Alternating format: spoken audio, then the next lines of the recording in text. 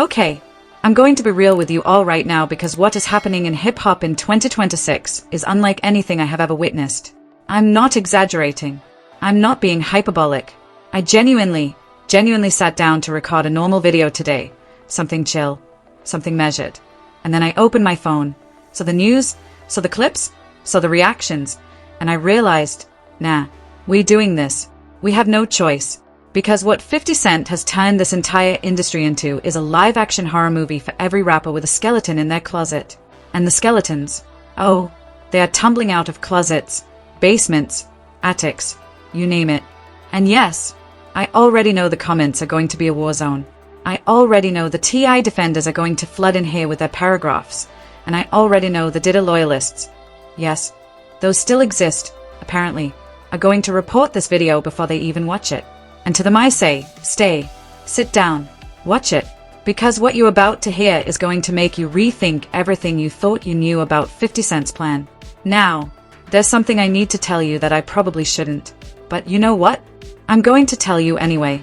The reason everybody is panicking right now, the reason rappers are allegedly scrambling, deleting posts, making phone calls, is because 50 Cent doesn't just make documentaries anymore. He has turned the documentary itself into a weapon. And the leaked footage that just surfaced, it allegedly contains moments that could end careers, not damage them, end them. And yeah, we're going to talk about the pattern interrupt here. I was going to give you a calm, measured breakdown of the news cycle. Just kidding. Absolutely not. Because this is too insane for calm. This is too wild for measured. So hold on. Say it with me. You already know the words. Now, let's talk about what they don't want you to see. There it is. That's the one. And oh, do we have a lot to see today? Because here's what we're getting into. First, we're breaking down the leaked footage from 50 Cent's documentary and the alleged rapper's arrests that followed it going viral. Then, we're going deep into how The Reckoning on Netflix absolutely demolished Diddy's legacy, pulling over 50 million views and outperforming Stranger Things. After that, we're covering the absolutely wild escalation between 50 Cent and T.I, including the Surviving T.I and Tiny documentary threat. T.I.'s son King Harris wearing 50 Cent's dead mother's face on a t-shirt, and 50 responding by not dropping diss tracks but by embedding disses in the Power Origins theme song. And then, if that wasn't enough, we're talking about 50 Cent's DoorDash Super Bowl commercial where he literally monetized trolling Diddy, and how the entire industry is now operating under the shadow of one man's camera. If you're ready to see all of this unfold, leave that like right now, hit that subscribe button, and join the family, because from the leaked documentary footage, to the arrests, to the T.I meltdown, to Diddy sitting in Fort Dix watching all of this happen from a prison cell, we have so much to get into today. We can't waste another second. There's too much to cover. Let's get into this right now. And here we go again. Like clockwork. Like the most predictable, insufferable cycle in modern hip-hop. New footage leaks. Rappers allegedly get arrested. And 50 Cent, Curtis James Jackson III, the man, the myth, the one-man demolition crew, hops on Instagram to mock every single one of them. This is the pattern now. This is the new normal. And if you're not paying attention, you are missing the most devastating shift in how power works in hip-hop. Let me set the stage for you. In early 2026, and I'm talking just weeks ago, new leaked footage allegedly tied to 50 Cent's expanding documentary universe started circulating online. And according to reports making the rounds on social media and across entertainment outlets, approximately a dozen rappers were reportedly arrested in the aftermath of this footage going viral. Now, let me be very clear, because I always keep it 100 with you, the specific details around who was arrested, what the charges are, and the direct connection between the documentary footage and the arrests are still developing. What the internet is claiming, what people are alleging, is that this leaked footage contained career-ruining moments that some people desperately did not want the public to see. And 50 Cent, in absolutely typical fashion, did not sit back quietly. He did not issue a measured press statement. He did not offer thoughts and prayers. This man allegedly hopped on Instagram and started sharing clips of people getting arrested, mocking them, taunting them, because that's what he does. That's the meltdown manufacturer at woke. And I'm going to call him that, the meltdown manufacturer, because that is exactly what 50 Cent has become in 2026. He doesn't just report the news. He creates the conditions for the news to happen, and then he films himself laughing at it. And I'll just play you the context so you can hear for yourself the absolute slop they're serving up as excuses. Because the responses from the people allegedly caught up in this footage? Pathetic. Embarrassing. The kind of scrambling you see when someone knows the walls are closing in. But to understand how we got here, to truly grasp why 50 Cent is now the most dangerous man in hip-hop, and I mean that with zero hyperbole, you have to go back to December 2025. That's when the 4-part Netflix documentary series titled Sean Combs, The Reckoning dropped on the platform. And it didn't just drop, it detonated. 50 Cent partnered with director Alexandria Stapleton to create what Netflix described as, and I'm quoting here, a jaw-dropping, investigative, and revelatory documentary series that unpacks the shocking allegations behind Sean Diddy Combs and his bad boy empire, spanning decades of his life and career. This was not some low-budget YouTube production. This was not some blogger with a camera phone. This was a full-scale, 4-part Netflix operation. Prestige television-level documentary filmmaking aimed directly at one man's entire legacy. The series covered everything. Episodes 1 and 2 re-examined the East Coast-West Coast tensions of the 1990s, including the still unsolved murders of Tupac Shakur and Christopher Notorious B.I.G. Wallace. It explored Diddy's relationships, including his relationship with Cassie Ventura. But the part that sent shockwaves through the industry, the part nobody was prepared for, was the never-before-seen footage filmed in the 6 days before Diddy's arrest in September 2024. And here's the thesis, and I'm going to state it clearly. 50 Cent has proven, with receipts, with viewership numbers, with cultural impact, that the documentary is the most devastating weapon in modern hip-hop. More powerful than a diss track, more powerful than a lawsuit, more powerful than any Instagram beef. The documentary Doctrine, that's what I'm calling it, is 50 Cent's playbook, and the entire industry is now terrified of it. Let me give you the timeline, because when you stack these events, the picture becomes inescapable. September 2024. Diddy arrested on charges of racketeering conspiracy, sex trafficking by force, fraud, or coercion, and transportation to engage in prostitution. October 2025. Diddy convicted on 2 prostitution charges and sentenced to 50 months in prison. October 30th, 2025. Diddy transferred to the relatively low-security Fort Dix FCI in New Jersey. December 2nd, 2025. Sean Combs, The Reckoning drops on Netflix. And within its first week, it reportedly attracted over 50 million views. 50 Cent himself admitted he was shocked. He said, and I'm paraphrasing, "I could feel it was going to be a big success, but when it came in over Stranger Things, I didn't anticipate that much success because that's a big franchise." Over Stranger Things. Let that sink in. A 4-part documentary about a disgraced hip-hop mogul outperformed one of Netflix's biggest franchises. That tells you everything you need to know about the appetite the public has for this kind of content and the power 50 Cent now wields. And in his interview with ABC News and Robin Roberts, 50 Cent explained why he felt the need to be involved. And this quote is important because it reframes everything. If I didn't say anything, you would interpret it as hip-hop is fine with his behaviors.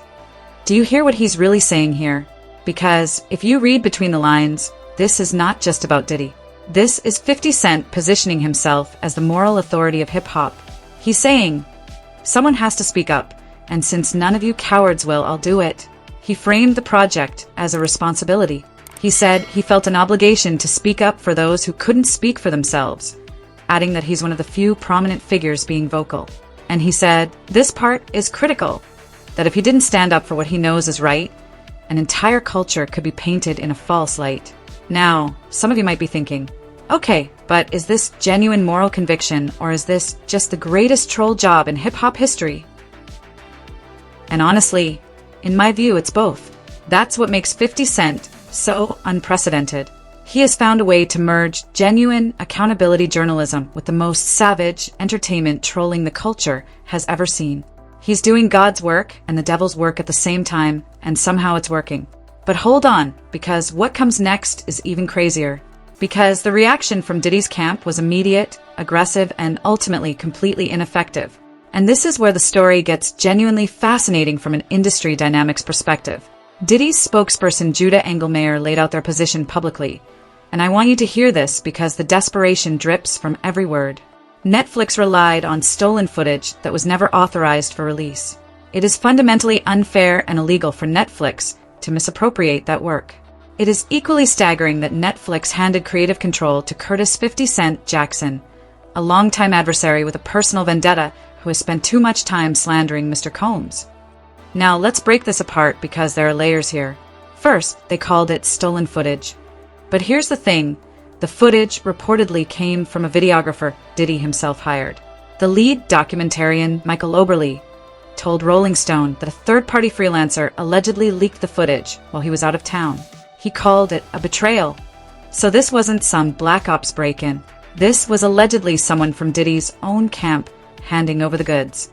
And when 50 Cent was asked about how he obtained the footage, he responded with what might be the coldest line of 2025. Why would you ask us to reveal our sources? Director Alexandria Stapleton backed him up with a statement that drew a hard line. It came to us.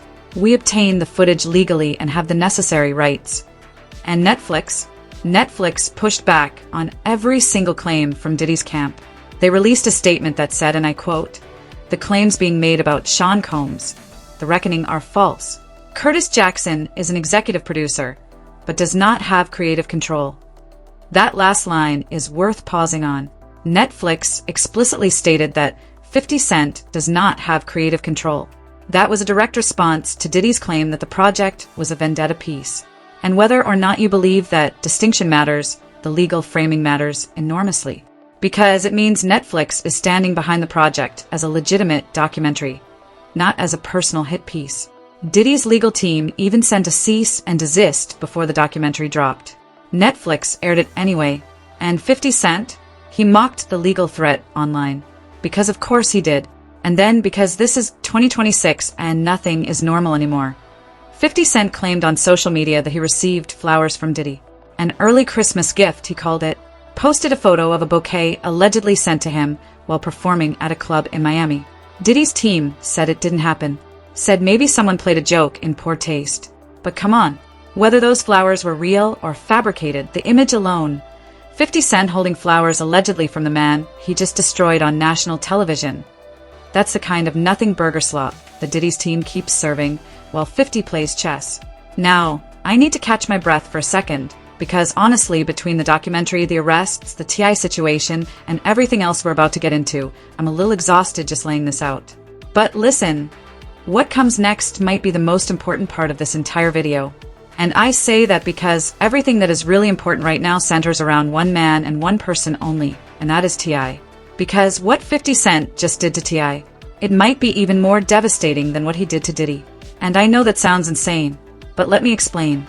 I actually want to take a quick personal aside here. When I first saw the Surviving T.I and Tiny post on 50 Cent's Instagram, I literally put my phone down and walked away for a minute. Not because I was shocked. At this point, nothing 50 does shocks me. But because I realized in that moment that this man has figured out something that nobody else in entertainment has figured out. He has figured out that the threat of a documentary is almost as powerful as the documentary itself. The announcement is the weapon. The project is just the aftermath. And what 50 Cent just said in that now deleted Instagram post, well, it changes everything we thought we knew about how far he's willing to take this. On March 5th, 2026, 50 Cent posted a screenshot of an article claiming he was developing a documentary tentatively titled Surviving T.I and Tiny, a name that deliberately, calculatedly echoes Lifetime's career-ending Surviving R. Kelly series. The caption he wrote was surgical. "Remember how quiet I got before the Diddy doc? Dame thought I wasn't coming. I hope this doesn't mess up your promo tour. They're going to ask about your 20 sexual assault cases. You might want to talk to a crisis PR person." Now, let me unpack this because every single word in that caption is doing work. Remember how quiet I got? That's a warning. He's telling the industry, when I go quiet, that's when you should be most afraid. Dame thought I wasn't coming. That's a flex. He's reminding everyone that he's done this before and succeeded beyond anyone's expectations. I hope this doesn't mess up your promo tour. That's a direct attack on T.I.'s Kill the King album promotional run, which T.I was doing on shows like Shannon Sharp's Nightcap. And you might want to talk to a crisis PR person. That's 50 Cent essentially telling T.I, I'm about to do to you what I did to Diddy, and you better start preparing now. And T.I.'s response? Oh, T.I tried to be tough about it. He posted, we can go bar for bar, hit for hit, or doc for doc, Either way, all you can do is show how much of a you is. Bold words. Genuinely bold words. But here's the problem with T.I.'s response, and I'm going to be very direct about this. T.I. cannot go doc for doc with 50 Cent. It's like challenging LeBron to a pickup game. You might talk a good game in the parking lot, but once you step on the court, the gap in talent, resources, and infrastructure becomes painfully obvious. 50 Cent has G-Unit film and television. He has a Netflix deal. He has The Reckoning as a proof of concept, a 4-part documentary that pulled 21.8 million views in its first 6 days. T.I. has, what? Exactly. A Zeus Network show? I mean, listen. I'm not trying to be cruel, but the difference in firepower here is astronomical. And the more T.I. responds, the more he plays into 50's hands. The more his family gets involved, the more content 50 has. The more diss tracks T.I. drops, the more attention goes to the very documentary threat T.I. claims not to fear. This is the meltdown manufacturer's genius. He creates a game where every move his opponent makes is a losing move.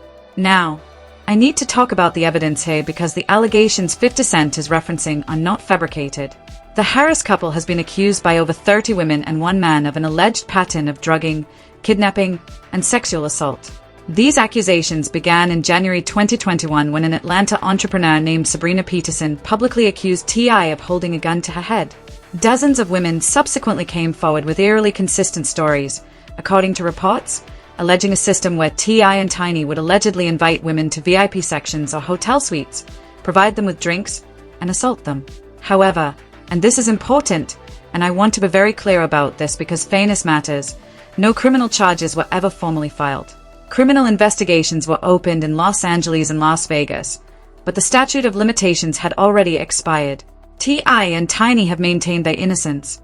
T.I. responded to the allegations by stating, "Whatever we ever have done has been done with consensual adults who into what we into and like what we like."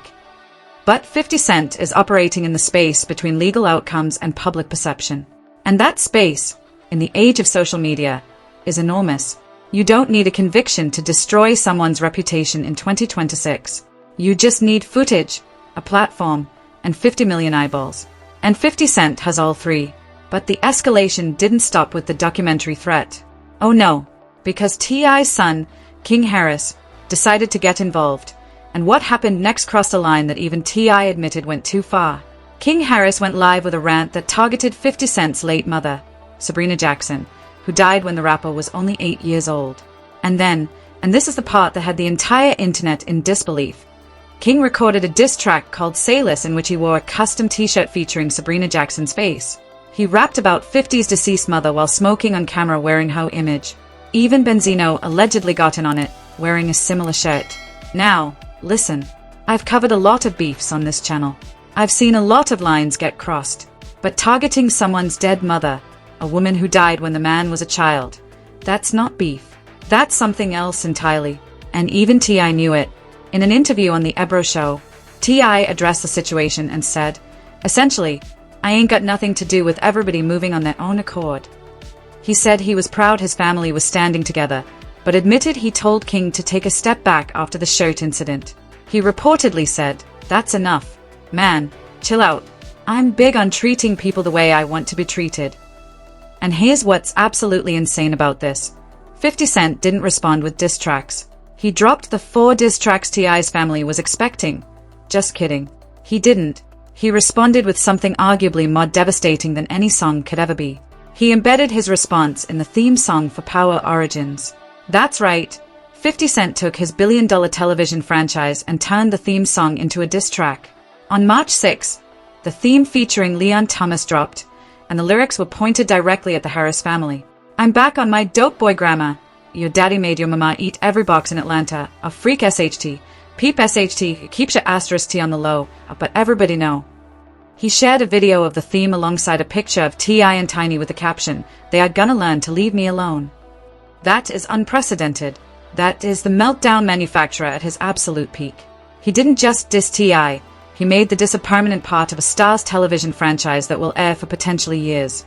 Every time someone watches Power Origins, they will hear 50 Cent dissing T.I. That's not a moment. That's a monument. And while T.I. dropped multiple diss tracks, at least 4 of them, including War and others, And while King Harris and his brother Damani also released their own disses, none of them had the structural permanence of what 50 did. A diss track trends for a week. A TV theme song plays for a season. Maybe multiple seasons. The asymmetry here is catastrophic for T.I. How could you even believe T.I. is winning this at this point? The man is out here dropping SoundCloud diss records while 50 is dropping disses on premium cable television and threatening documentaries that could do to T.I. what The Reckoning did to Diddy. This isn't a fey fight. This has never been a fey fight. And you know what makes this even more ridiculous? Let's compare the career infrastructure. This is like, and bear with me on this pop culture comparison, this is like that scene in the Avengers where Loki has this whole grandiose speech about being a god, and the Hulk just picks him up and ragdolls him across the floor. T.I. is out here giving his passionate warrior speeches, and 50 Cent is just casually embedding disses in multi-million-dollar television productions while also running a DoorDash Super Bowl commercial. Oh yeah, we need to talk about the DoorDash commercial, because this is where the trolling became literally commercial. On February 5th, 2026, 50 Cent starred in a DoorDash Super Bowl campaign called The Big Beef. The commercial opens with 50 Cent claiming his trolling days are behind him, and immediately trolling Diddy. The ad included at least 2 Diddy references, including what appears to be a nod to Diddy's 50-month prison sentence. According to Billboard, 50 Cent told them DoorDash approached him about the campaign, saying it felt authentic. Felt authentic. The man turned trolling into a brand deal. He's getting paid to mock his rivals during the Super Bowl, while Diddy sits in Fort Dix, while T.I. scrambles to respond to documentary threats. 50 Cent is cashing checks for being petty. That is an unprecedented level of winning. I have never in my life seen someone monetize a beef this effectively, and I know the T.I. defenders are going to come in here. I already see you typing, and try to say, well, 50 Cent has his own issues. What about the Daphne Joy situation? What about the women who have accused him? And you know what? That's a fair point. I'm not going to pretend it's not. Ja Rule brought up the exact same thing when he entered the discourse. Because Ja Rule, the perpetual participant, as I'm going to call him, the man who has never met a 50 Cent beef he didn't want to incite himself into, reignited his own feud with 50 over The Reckoning. Ja Rule called 50 Cent a cancer to the culture, and alleged that Jackson was no different than Diddy, citing a 2013 incident where the rapper was accused of kicking Daphne Joy, the mother of his son Sire. And 50's response to Ja Rule? He shared a video clip of former Diddy bodyguard Gene Deal recounting a story about allegedly seeing Diddy and Ja Rule come out of a room wearing just towels. His caption, in case you're wondering why these people are saying very, very nasty things about me. LOL. That's the playbook. Someone attacks 50, and 50 doesn't defend himself. He attacks them back with something worse. He doesn't play defense. Ever. The meltdown manufacturer only operates on offense. And the more people attack him, the more ammunition he has for his next project. Now, I want to give the nuanced take here because I think it's important. I genuinely think there's a valid criticism of 50 Cent's approach. The man is clearly motivated by personal vendettas, not just accountability. The beef with Diddy goes back over 2 decades. The beef with T.I. dates to 2007 when 50 called him a snitch after his machine gun arrest and plea deal. The beef with Ja Rule goes back to 1999. These are not new conflicts. They are old grudges with new ammunition. And I get why some people are uncomfortable with the idea that one man can effectively weaponize the documentary format to settle personal scores. I genuinely do. But here's the thing. And this is where it gets complicated. The information in these documentaries is not fabricated. The allegations against Diddy were real. The conviction happened. The allegations against T.I. and Tiny are real. Over 30 accusers came forward. Whether 50 Cent's motivations are pure or petty, the content itself is serving a public interest function. And that's the uncomfortable truth that nobody wants to sit with. It's like, and this is another comparison for you, it's like when a journalist who clearly has a grudge against a politician breaks a legitimate scandal. You can question the journalist's motives all day long. But if the scandal is real, does the motivation of the person who exposed it actually matter? That's the philosophical tension at the heart of everything 50 Cent is doing right now. And speaking of people responding to 50 Cent's documentary empire, Diddy's own sons entered the ring. Justin Combs and Christian King Combs announced they will star in a new Zeus Network docuseries, slated to debut in 2026. The series aims to document how their family has been affected by their father's federal trial and conviction. They released a trailer on social media on December 28, 2025, showing them watching footage from outside the courthouse. Now, I want to be respectful here because these are young men dealing with their father being in prison, and regardless of what you think about Diddy, his children didn't choose this situation. But from a strategic standpoint, a Zeus Network docuseries going up against a Netflix documentary is, it's like bringing a water gun to a naval battle. Zeus Network, with all due respect, does not have the reach, the production budget, or the cultural credibility of Netflix. And the Combs Brothers series will inevitably be seen as a response piece, which means every viewer will watch it through the lens of what they already saw in The Reckoning. 50 Cent set the narrative first, and in the information age, whoever sets the narrative first usually wins. King Combs also released a diss track in May 2024 called Pick a Side, aimed at critics like 50 Cent. And 50's response was characteristically brutal. He reportedly said, "Lil bro, feist, close your damn mouth when you take pictures. I've been rich 3 different times. Sold records, sold shows, sold liquor, sold power. You're still living off Wi-Fi and legacy." Cold, absolutely cold, but also kind of undeniably true. And that's what makes 50 Cent so effective. His insults aren't just funny. They are accurate. They land because there's truth in them. And truth dressed up in comedy is the most devastating form of commentary there is. Now, let me zoom out for a second because I think this moment in hip-hop is genuinely historic, and I don't use that word lightly. What we are witnessing in 2026 is a fundamental transformation in how power operates in the hip-hop industry. For decades, power in hip-hop was measured in record sales, chart positions, awards, and street credibility. Then it shifted to social media followers, streaming numbers, and viral moments. But 50 Cent has introduced a new power metric, the ability to tell someone else's story on a global platform before they can tell their own. Think about this. For most of hip-hop history, the biggest fear was a diss track. Tupac dropped Hit 'Em Up. Jay-Z dropped Takeover. Nas dropped Ether. Those were the nuclear weapons of hip-hop warfare. But a diss track trends for a few weeks and then fades into catalog. A documentary lives on Netflix. It's searchable. It's shareable. It's recommended by algorithms. It accrues views over months and years. Sean Combs, The Reckoning will be there for people to discover 5, 10, 15 years from now. It becomes the permanent record. And that is a fundamentally different kind of weapon than anything hip-hop has ever seen. And if you look at the historical parallels, the closest comparison I can think of is actually outside of hip-hop entirely. It's what happened with true crime documentaries in the broader culture. Making a Murderer changed how people thought about the justice system. Tiger King turned Joe Exotic into a household name overnight. These documentaries didn't just document reality, they shaped it. They changed outcomes. They created public pressure that forced institutions to respond. 50 Cent has brought that same energy into hip-hop. He is the first rapper to fully understand and exploit the documentary format as a tool of cultural warfare. And now every rapper in the game is looking over their shoulder wondering, am I next? And that fear, that ambient, constant, inescapable fear, is exactly what 50 Cent wants. He said it himself about T.I, "Remember how quiet I got before the Diddy doc?" He wants people to know that silence from 50 Cent is not peace, it's preparation. And that psychological dynamic has changed the entire landscape. The more people respond to him, the more content he has. The more they attack him, the more justified he looks in exposing them.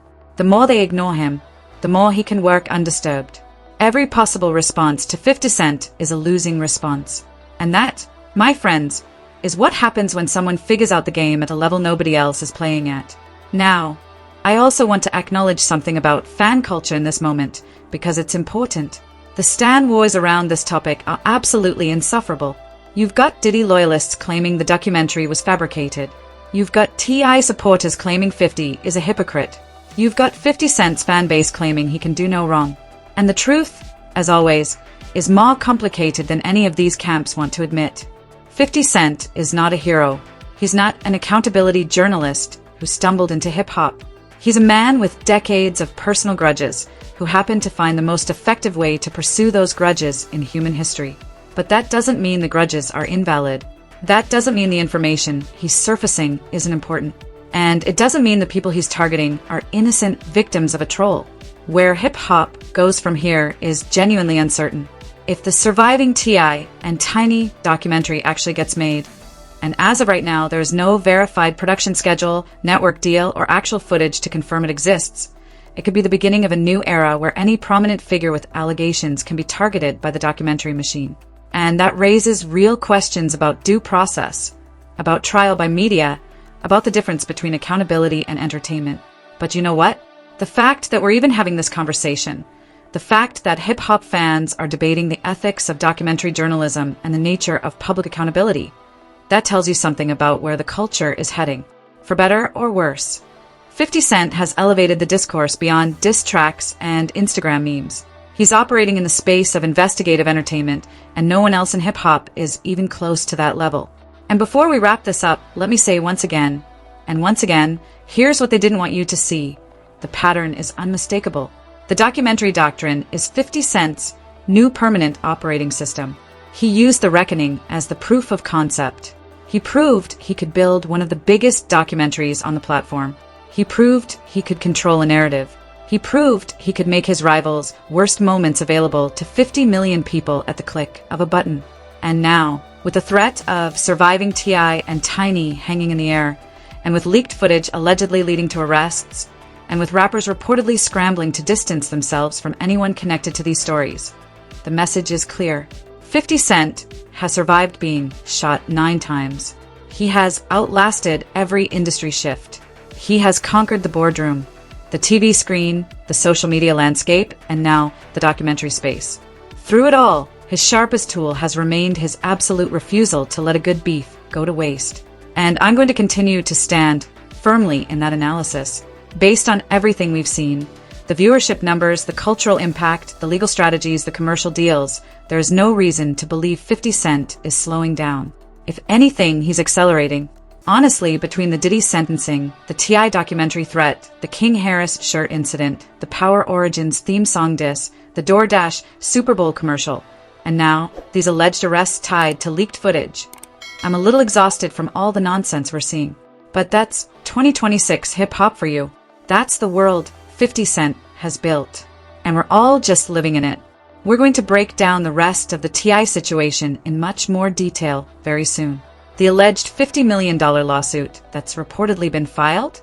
Yeah, we need to get into that. The specific details around what happens if this documentary actually gets picked up by a major streaming platform? We'll be diving deeper into that very soon. And the woman who reportedly drove a car toward 50 Cent's location on March 8th after the documentary leaked sensitive footage?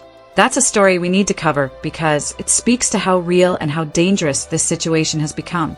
And if you want to see how Diddy's son's Zeus network docuseries is attempting to counter the narrative that 50 Cent set, and whether it has any chance of actually working, check out the video on your end screen right now. Because that story is developing in real time, and it tells us everything about the power dynamics in hip-hop in 2026. And if you're part of the family, you already know what to do. Like, subscribe, bell icon, share this with someone who needs to hear it. Because we are covering this story from every angle, and we're just getting started. I'll see you in the next one. Peace.